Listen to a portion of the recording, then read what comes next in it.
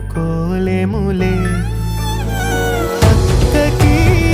తమ్ముడే తన పంచ ప్రాణాలన్నది తమ్ముడి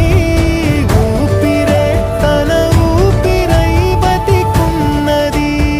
లోకంలోనే అరుదుగా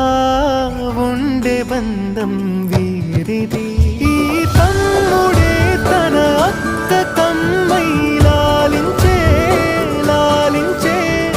అక్కకే తను కన్న తండ్రై పాలించే